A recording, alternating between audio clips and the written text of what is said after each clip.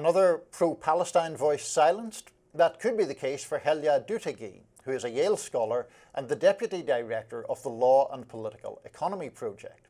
She was placed on leave last week, 3 days after a news site, Jewish Onliner, partly powered by artificial intelligence, accused her of having connections to Samidun, a group the government maintains funds terrorists.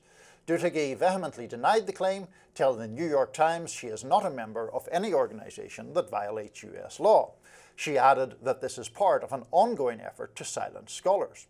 Her attorney, Eric Lee, pushed back too, questioning the validity of Jewish Onliner's reporting given its reliance on AI. Yale said their decision was not based on speech, but rather the serious nature of the allegations. Yale's decision comes as American universities are on thin ice with the Trump administration. Columbia lost $400 million in federal funding last week for allegedly tolerating anti-Semitism. This week, the administration announced Yale was among 60 schools to face federal cuts if an investigation proves that it allowed anti-Semitic behavior. Joining us now to elaborate on how his client got caught in the middle is Eric Lee, an immigration attorney. Eric, thanks for joining us. Thanks for having me. Hi. So give us a little bit of background on this case. This Jewish Insider article apparently makes false claims about, or Jewish Onliner article rather, makes false claims about your client. Where did they get this information that she was a part of this group, and what are you doing to set the record straight? Right. So within the span of a few hours last Wednesday, my client, Dr. Helyeh Doutaghi, was asked to submit herself to an interview with an outside counsel who had been retained. We were given no preparation time. We were not given any protections as to the type of procedures that would be in place during any such an investigation. We had requested a brief religious accommodation so that my client could break her fast from Ramadan, get back to them the very next day. This was denied. She was placed on administrative leave. Her email was cut off. She was banished from campus and erased from Yale's websites. I think the point that you raised earlier, Trump and Yale have the same line. They both say that the massive attacks on democratic rights and anti-war speech are not attacks on speech. Those are simply lies. In relation to this reporting, we say that Jewish Onliner accused your client of having connections to this group. Now, the group itself, as I understand, is indeed listed by the US government as either supportive of terrorists or whatever. Setting the debate over the group aside, is that complete fiction that your client has any connection to them? Have you now, or have you ever been a member of the Communist Party? These are the types of questions that my client isn't obligated to respond to. She's made a very clear statement on Twitter on that. She is not a member of any organization that would constitute a violation of law. I don't know how this AI bot came up with the claim that she's a terrorist. And again, I think that that's the line that's coming from the White House. Mahmoud Khalil was dragged out of his home away from his 8.5-month pregnant wife earlier on the basis of a claim by Marco Rubio that he's a terrorist. So no, I mean, we reject entirely and emphatically this McCarthyite claim that any speech in support of the cause of the people of Palestine and against this government of Israel constitutes terrorism. But is she or is she not affiliated with that group? I believe I just answered your question very, very clearly. She's not really. a terrorist. You said, She's not a member of any...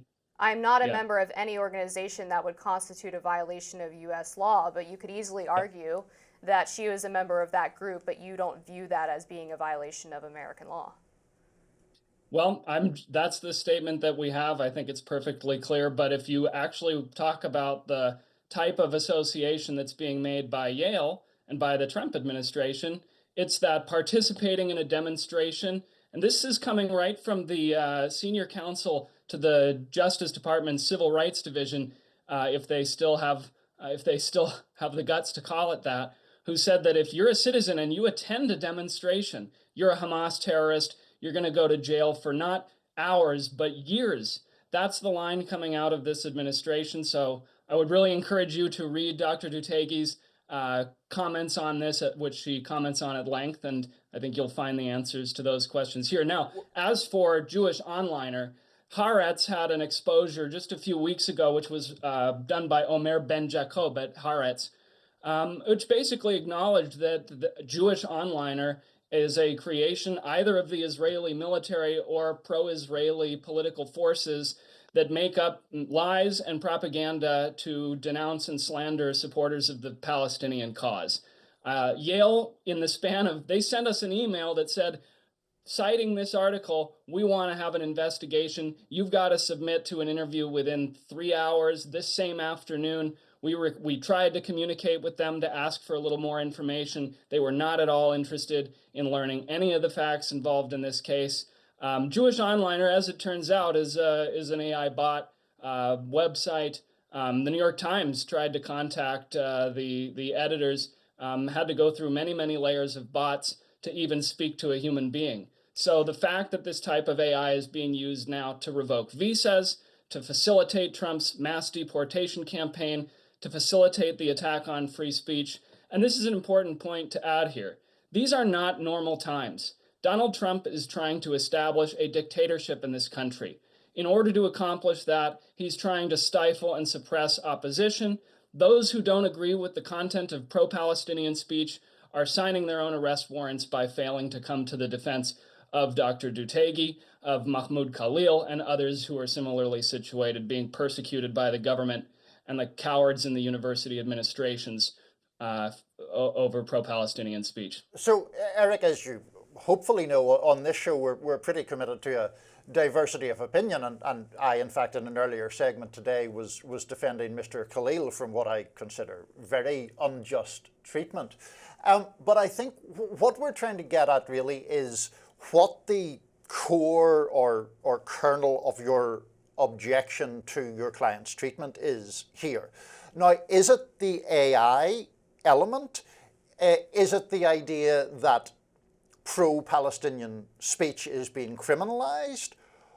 If it is those things, I'm a little confused as to why you're not more crystal clear in saying the accusation of linkage to this group is wrong. Is it false? We've been crystal clear. Oh, yeah. Just to clarify, we've been crystal clear about that. Once again, I would ask you to go back onto the statement that Dr. Doutaghi and I both made on social media yesterday. I think if I were to walk you through, I'll answer the question that you posed initially about what's the core of the issue here. Yes, as we've already touched on, it's the issue of the suppression of only one type of speech. There's no attacks on right-wing pro-Israeli speech or pro-Trump speech. But this event on last Wednesday, I was retained to give you a sense of the massive violation of due process that took place here that should shock everybody. I was retained at about 11:30 in the morning. A couple of hours later, I received an email from Yale insisting that my client submit to an interview with an outside counsel who lists as his services weapons manufacturers and the government of Israel. We responded by attempting to set up a brief interview with the outside counsel. We had a quick conversation early in the, or late in the afternoon, I should say. And I was told that we should put our concerns about the procedural issues in writing. I wrote an email very quickly trying to explain that because Dr. Doutaghi was fasting for Ramadan, she just wanted to get a little bit of sleep. You also have to keep in mind, she had been doxxed, she had been subject to really vile abuse by right-wing trolls, and she was not really given a fair opportunity to respond during the day that day. So when the university then, instead of waiting for our email communicating that, said that she was being placed immediately on paid administrative leave for failing to respond, this was a total railroading and a witch hunt. I think, just because I understand the sort of point you're making, and I wasn't just joking around when I raised, have you ever been a member of the Communist Party?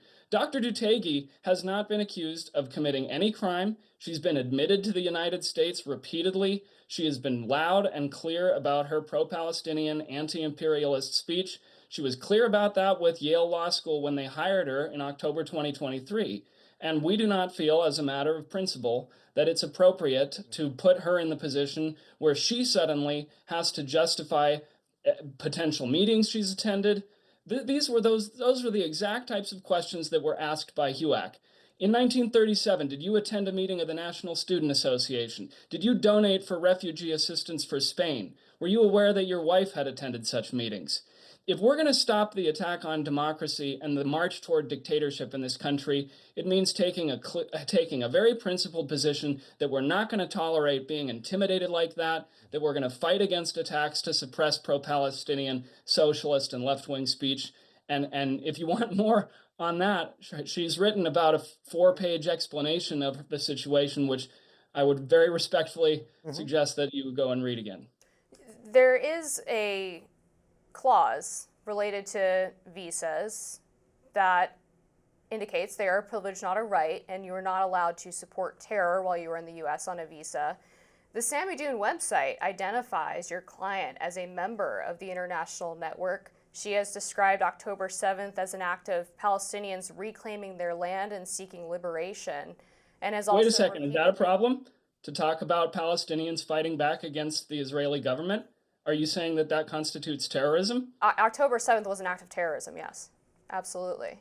And so I think it's entirely reasonable for those questions to be raised in regards to your client's status in the United States. She's welcome to appeal that, and the government then has to prove through clear and convincing evidence that she did engage in activities supporting terrorism. But to suggest that this is merely a speech issue, your client's not a citizen of the United States, so these are all legitimate questions. Let me ask you, does the First Amendment say the rights of citizens, or does it say the rights of the people? Legally, through the visa process, they agree to why not don't you answer support that terror, question? right? Oh, sorry, yes, certainly. However, why don't you answer the question about whether the First Amendment applies to non-citizens in the United States? Does the First Amendment allow a visa holder to support terrorism? The First Amendment allows individuals who are in the United States, regardless of their alienage, regardless of their citizenship status, to criticize the U.S. government, to criticize its policies, to criticize the government of a foreign state, i.e. Israel, to claim, as you seem to be by parroting the line of Marco Rubio and also of Yale University, to be honest, that any comments about the political situation there that don't toe the line of the U.S. government and the corporate media establishment, of which many institutions are a part, we reject entirely the notion and the lie and the pretext. And I'll make another point about this, since you keep raising it. The attempt to throw the word terrorism around has been a bipartisan affair since actually really before September 11th, but both parties have been collaborating to raise the boogeyman of terrorism, to present national security as a justification for illegalizing broad swaths of speech. And if you want to talk about what the Israeli government has done to the population of the Gaza Strip, I would call that terrorism.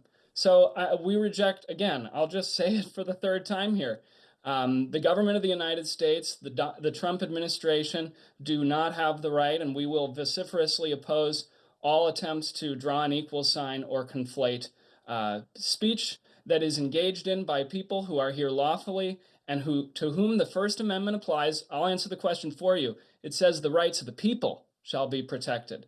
And so that's our position, and we'll be fighting for this position very, very loudly and very forcefully in the coming days and weeks.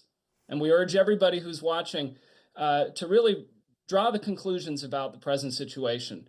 Trump is talking about invoking the Alien Enemies Act so that he can go out and grab people like the Gestapo-like raid that took place in eastern Washington earlier this week, where ICE agents broke through the windows and harassed a pregnant woman and assaulted them, an entire family, dragging them apart. They're sending people to Guantanamo Bay and shackling them in chains. And so we would urge everybody out there who wants to stand up to defend democracy and to oppose the entire political establishment that tries to treat, as unfortunately you have done, speech in support of the people of Palestine as terrorism. Eric Lee, a spirited discussion, which we like here on Rising, and we appreciate you having it with us. Thanks for joining us. Thank you very much. Up next, the left tries to break into the podcast world. Is that working? We'll discuss.